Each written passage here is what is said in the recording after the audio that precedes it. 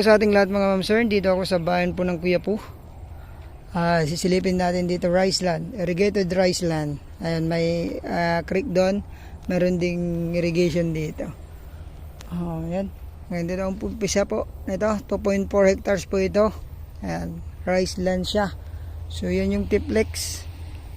Pwedeng ano yan. Kung mabuksan sana maganda. Bagay, pwede namang bumili dyan. So ito po yung property, 2.4 hectares po ito, dito sa bayan ng Kuya Po. Titled property. Ayan, pwede rin namang magpatayo ng kubo dito. Doon po yung kuryente, oh. May mga bahay po doon. So ayan, nakarin po natin yung frontage. Napakahaba din ang frontage nito. Tingnan natin kung ilang kilometro mamaya doon sa aking odometer. Naisip natin yun kung ilang kilometro from provincial road to. So ito yung property natin. Yan po yung bahay ng seller. So pagkapunta natin dito, makakausap natin agad yung seller nito. Meron na rin siyang sariling deep well, tubo, poso na papatubig pagka summer. Dalawa po yung ginagamit nila. So yan yung kubo ng seller natin. Ganda rin dito. Tingnan natin kung nakadikit dito, hindi tiplex. Ay, hindi daw pala. Parang nakadikit naman. Ay, hanggang dyan lang. So nasa 100 meters din po yung frontage nito. 2.4 hectares, titled property. Malinis daw po yung property.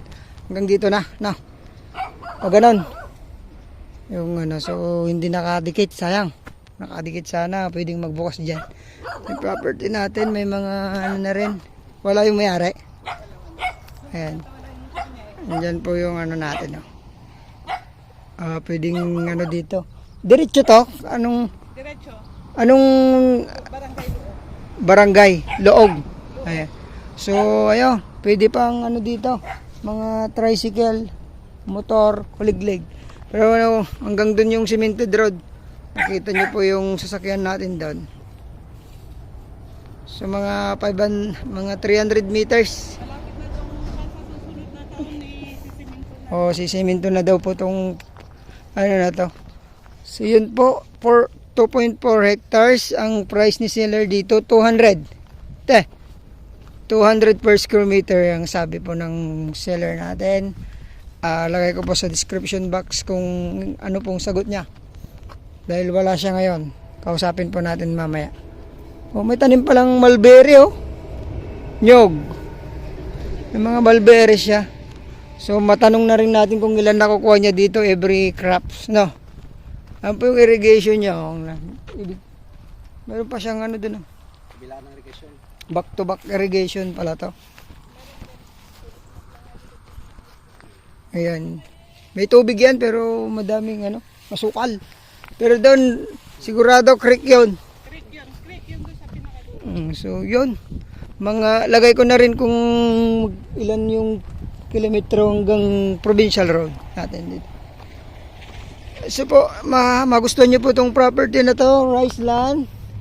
Pwedeng i-develop na kasi walang baha dito walang baha. Ayan. So ito yung property mga ma'am sir, na magustuhan nyo po.